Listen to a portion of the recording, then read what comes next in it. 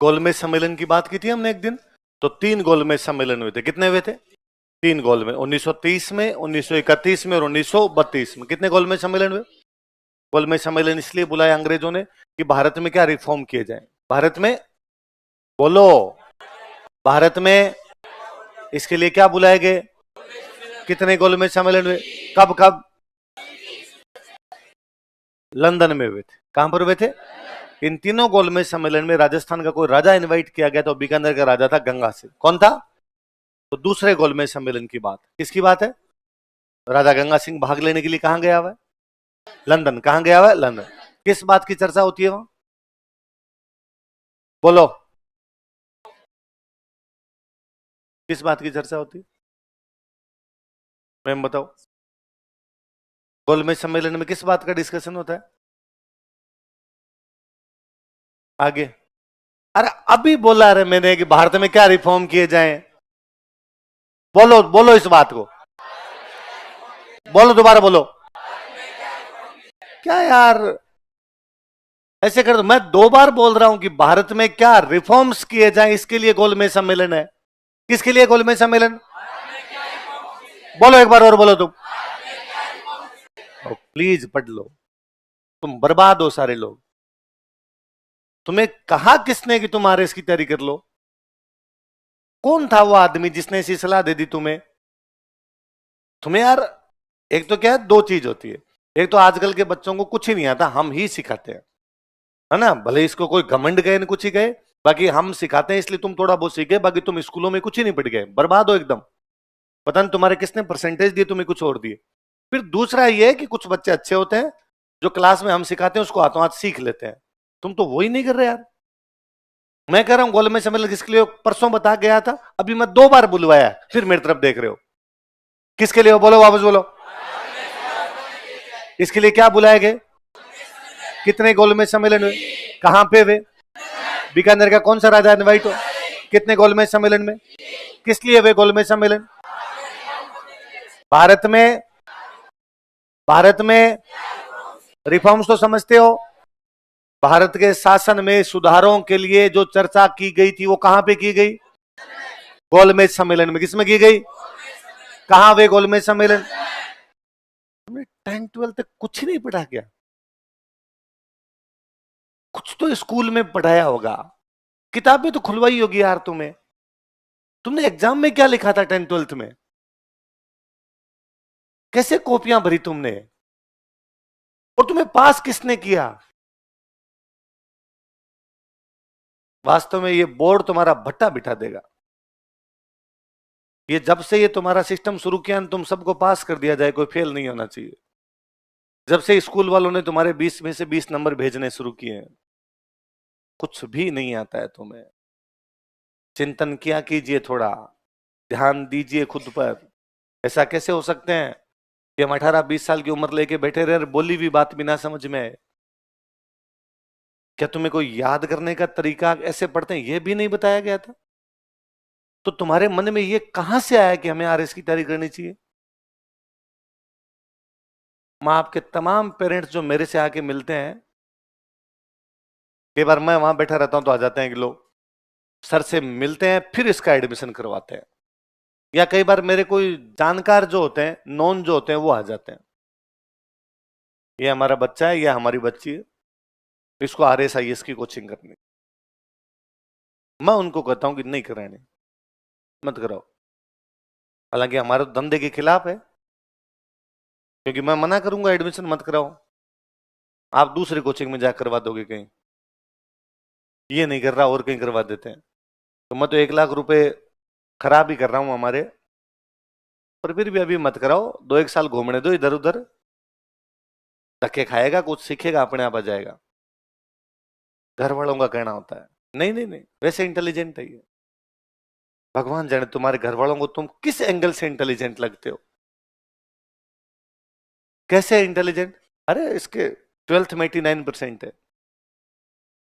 मैं उस बच्चे से पूछ लेता हूं, घर वाले लेके आए तेरे को या तेरी मर्जी से आया? नहीं, मैं खुद आरएस बनना चाहता हूं। तो भजन लाल जी के अलावा 3 मंत्रियों के नाम बता। तो नहीं पता। विधानसभा, लोकसभा, राज्यसभा में क्या फर्क होता है वो भी नहीं पता। केंद्र में मोदी जी के अलावा, अमित शाह के अलावा को 3 मंत्री और बता, वो भी नहीं पता। भारत के थल सेनाध्यक्ष, वायुसेना अध्यक्ष, नौसेना अध्यक्ष कौन है? तुम सोच रहे हो तो हमें भी नहीं पता।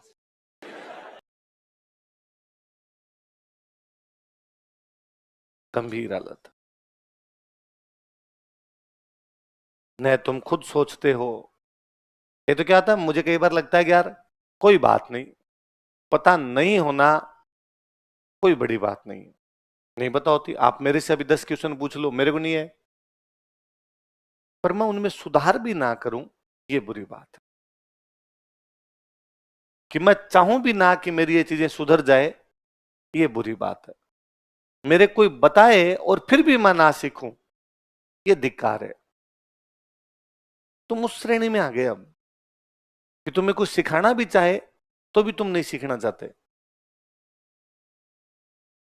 पहले तो मुझे सर से बात करनी है, तुम्हारे 18 महीने के बैच समाप्त किए जाएं। तुम्हारे बैच होने चाहिए 3 साल के, क्योंकि तुम 18 महीने में इतनी पल्ले पड़ेगी बातें। तुम्हें तो 3 साल प्रॉपर बेल्ट ट्रीटमेंट दिया जाए, कूटा जाए पकड़ के, क्योंकि तुम्हारी नहीं हुई पिटाई। स्कूलों में तुम्हें किसी ने कूटा नहीं, इसलिए तुम्हें कुछ ही नहीं आता। दूर दूर तक, मैंने शायद पहले दिन ही कहा होगा, मैं वापस कहता हूं, अखबार पढ़ लिया करो रे तुम। होना तो ये चाहिए तुम्हारे आसपास में कोई और इस प्रकार की बातें करें ना कि मैं तैयारी करना चाहता हूं, उसका 3 साल अखबार पढ़, फिर लेना एडमिशन।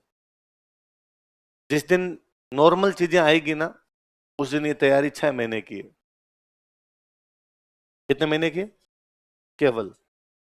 जिस दिन कुछ चीजें आएगी, आप जैसी हालत में तो 3 साल में नहीं होने। टीचर एक मान के चलता कि इतना तो इनको आता है। मुझे नहीं बताना चाहिए गोलमेज सम्मेलन क्या थे। हिसाब तो कहता है मुझे एक लाइन लिखवानी चाहिए, गोलमेज सम्मेलन की जो भी मैं बात लिखवा रहा हूं लिखवा दूं, पर मैं ये मान के चलूं गोलमेज सम्मेलन तो उनको बताइए। पर फिर पिछले कुछ सालों का मेरा एक्सपीरियंस कहता है कि यार सब बच्चों को नहीं पता होता, अपने क्लास में सब बच्चों को साथ लेके चलना होता है। ये थोड़ी है कुछ बच्चों को पता है तो उनको तो मैं आगे निकल जाऊं, जिनको बच्चों को नहीं पता था उनको बता के भी ना जाऊं। तो मैं सोचता हूँ यार नहीं, मैं समझाऊंगा गोलमेज सम्मेलन, जिनको आता है सुन लेंगे, दोबारा रिवीजन हो जाएगा, और जिनको नहीं आता है वो सीखेंगे। यार अपनी ड्यूटी बनती है, अपन ने 1 लाख रुपए लिए इनसे, तो कम से कम ये तो सिखाया जाना चाहिए। फिर पता चला तुम में से किसी को नहीं आता, और उससे बड़ी बात तुम सीखना भी नहीं चाहते। तुम्हारे, चलो ये छोड़िए कि तुम पहले क्या सीख के क्या नहीं सीखे, तुम्हारे कोचिंग करने के पीछे पर्पज क्या है? क्यों करनी कोचिंग तुम्हें? कुछ सीखना है? सीखते तो नहीं तुम, सीखने वाला तो भावना ही नहीं है। वरना इस स्टूडेंट लाइफ में, तुम्हारे वाली लाइफ में, ये जो 18 से 25 वाली एज होती है, इसमें तो यार बंदे को लैटिन भाषा सिखाई जाए तो वो सीख ले। मुझे लगता है उन दिनों में जब मैं कभी पढ़ता था, मेरे साथ वाले जब पढ़ते थे, तो यूं नई नई चीजें सीखने का बड़ा चाव हुआ करता। अब मुझे लगता है कि मैं जैसे जैसे उम्र होती जा रही है, तो मुझे लगता है कि यार ठीक है, अब जितना आता है खूब है, क्या करना है। पर फिर भी मेरा यूं रहता, चाव रहता है यार नई चीज सीख लूं, नई चीज बता दूं किसी को। तुम्हें तो बहुत ज्यादा लगना चाहिए ना, तुम्हें तो हर चीज में मजा आना चाहिए। तुम्हें पढ़ने में मजा नहीं आता कि एकदम बोरिंग लगता है क्या पढ़ना ये है? तुम्हें यूं, मैं राजस्थान पढ़ाता हूँ या विजय सर आके इकोनॉमी पढ़ाते हैं, तो तुम्हें बाहर लगता है क्या कि डेली सुबह 7 बजे जाना, सेम सेम उन मास्टरों के मुंडे देखने जाके, वो बूढ़े ठाडे लोगों जैसी बात करते हो, पढ़ के नहीं है ये नहीं है, बुरा लगता है क्या तुम्हें? नहीं लगता अच्छा है ना? क्या तुम केवल इसलिए आते हो कि तुमने फीस जमा करवा दी? यदि इसलिए आते हो तो मैं पर्सनल मैं वापस दे दूंगा फीस, कोचिंग तो नहीं देगी, मेरे से ले जाना तुम। जबरदस्ती मत आया करो यार, कि मैं तुम्हें कहता हूं बोलो तो भी तुमसे नहीं बोला जाए। मैं कहता हूं अभी मैंने क्या बोला बताओ, तो तुम कहते तू ही बता दे वापस, तूने बोला था, तेरे को ही पता है, तू बोलता रहता है तो तू जानता भी है, हमें क्या पता तूने क्या बोला था। हम तेरे बोलने पे ध्यान दें, लिखने पे ध्यान दे? कैसे पार पड़ेगी ऐसे, बताओ देखे। या फिर मुझे ना आजकल मेरे पे डाउट होने लग गया। दो ही चीजें हैं, या तो ये है कि भाई आप पढ़ते नहीं हो, या मुझे लगता है मैं पढ़ाना नहीं जानता अब। तो मैं रिटायर हो जाऊं, या तो दूसरा काम धंधा देखें भाई साहब ऐसे। क्योंकि तुम्हारे जैसे टाबर आए तो सिलेक्शन नहीं होने, सिलेक्शन नहीं होने तो बाद में वैसे ही काम धंधे दूसरे देखने पड़ेंगे। तो पहले ही देख लें तो ज्यादा ठीक रहे। दिलीप सर को मैं जाकर कहूँ, सर बहस खूब हो गया, राजस्थान जी के नया मास्टर लाओ, मेरे से पार नहीं पड़ रही। वैसे भी कहते हैं कि मास्टर जैसे जैसे पुराना होता है आलसी हो जाता है। तो मैं पुराना हो गया, 12-13 साल हो गया यार पढ़ाते हुए। नया मास्टर आता है उतना ही अच्छा होता है, बच्चों को उतना ही अच्छा समझाता है। तो तुम्हारा चेंज कर दे, नहीं समझ में आ रहा तो। हाँ, समझ में तो आ रहा है तो मैं पढ़ाता हूँ, ये समझ आ जाता है। पल्ले पड़ती है चीजें, पक्की बात। नहीं, कहाँ पड़ती है? मैंने 2 बार अभी अभी मुंह पे बोला, और फिर मैंने तुमसे पूछा, तुमने कहा गोल में सम्मेलन। गोल गोल हुए होंगे सर, कोई चक्कर काटे होंगे सर ऐसे कुछ।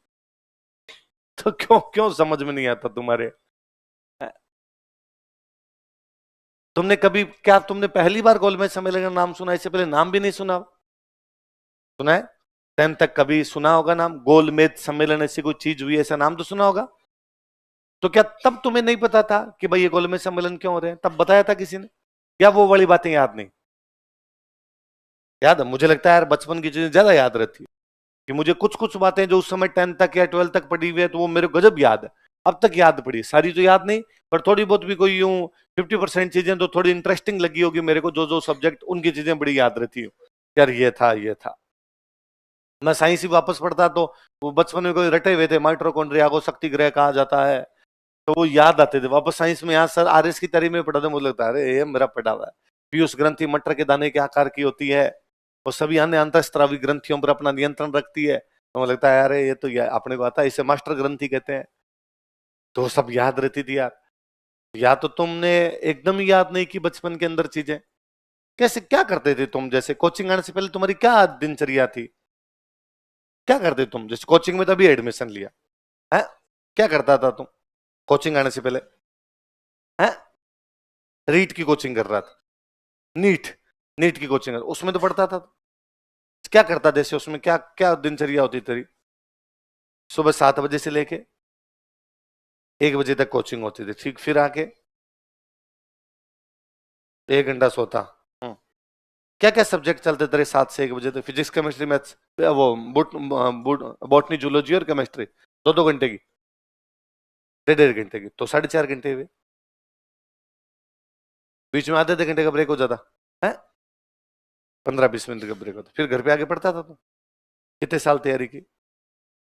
1 साल तैयारी की, फिर तेरे को लगा कि ये दुनिया है महफिल काम की नहीं है?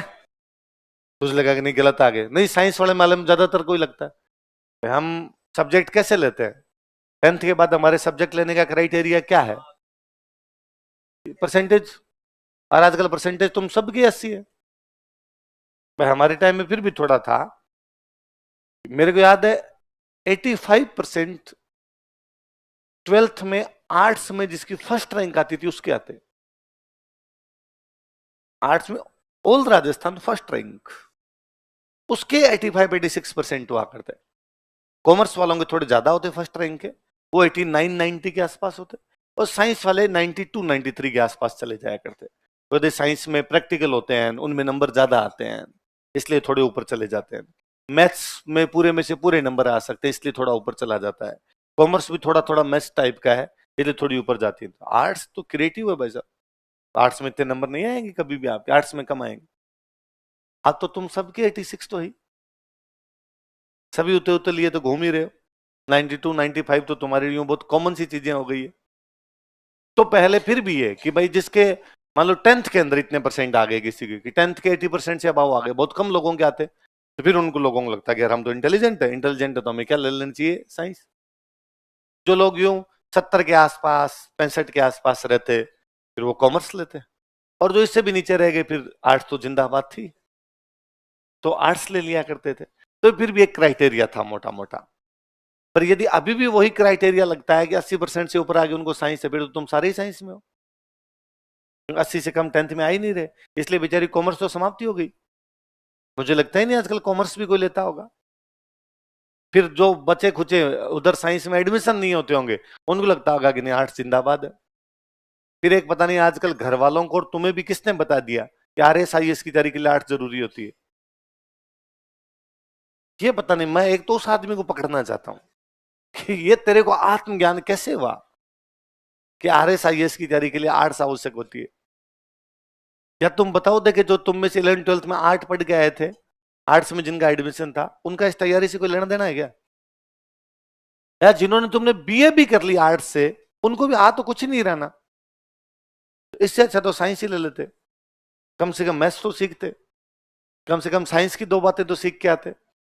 तो मैं एक तो अच्छे खासे यूं इंटेलिजेंट बच्चे को भी जब देखता हूं कि मैं आर्ट्स लेना चाहता हूं, क्यों लेनी है, मैथ्स ले यार, मैथ्स अच्छा सब्जेक्ट है, सीखेगा यार, चार दिमाग के तंतु ज्यादा खुलेंगे तेरे।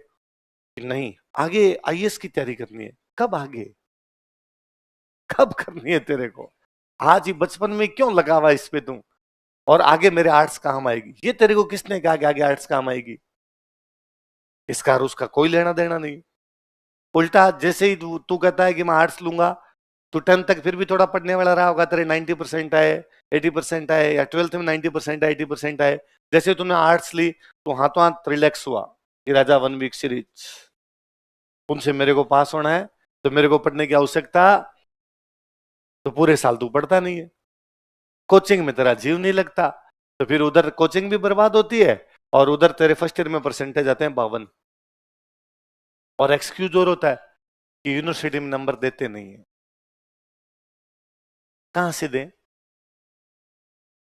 कॉपी मंगवा लेना वापस आपकी यूनिवर्सिटी से, और आपके घर वालों को दिखा दें कि आपके लाल ने ये लिखा था, तो आपके घर वाले उल्टा लटका के नीचे बांसते लगाए आपके कि क्यों हमारे घर घर घर घर वालों को रुपए बर्बाद करके आया था तू, यूनिवर्सिटी वाली कॉपियों में तुमको भी कुछ ही नहीं लिख के आते हो कि तुम रिलैक्स हुए रहते हो। वाह, पेज ही तो भरने हैं, पेज भर देंगे, सप्लीमेंट्री ले लेंगे तब तो 60 से ऊपर आ जाएंगे, और सप्लीमेंट्री नहीं लेंगे तो 55 के आसपास तो आ ही जाएंगे। और स्टूडेंट बात भी वैसे करता, 32 पन्ने भर के आया था, तूने 25 ही भरे, तेरे तो कम आएंगे।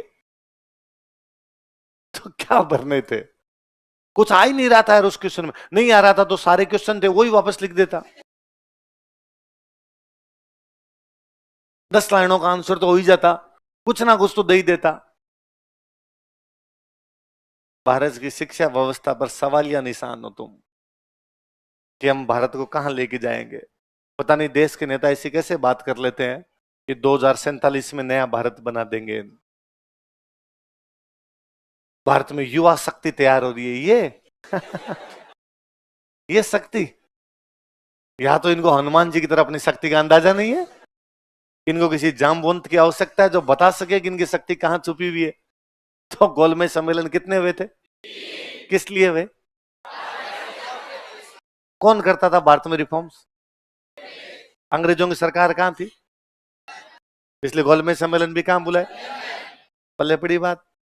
और बोला कीजिए, प्लीज बोला कीजिए, तुम नहीं बोलते, एक तो इससे पढ़ाने वाले टीचर को लगता है कि यार किन ठुंठों के बीच में हूं मैं, इससे अच्छा तो ना ही आता इनके बीच में ठीक रहता।